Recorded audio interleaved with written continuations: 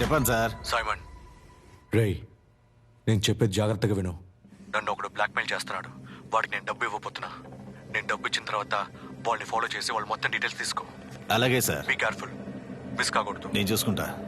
Okay.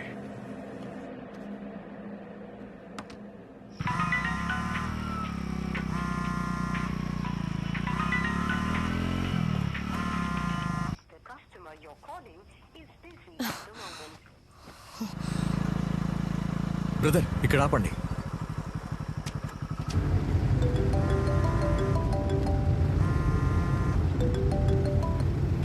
చెప్పు. ఎక్కడున్నావు? వస్తున్నాను.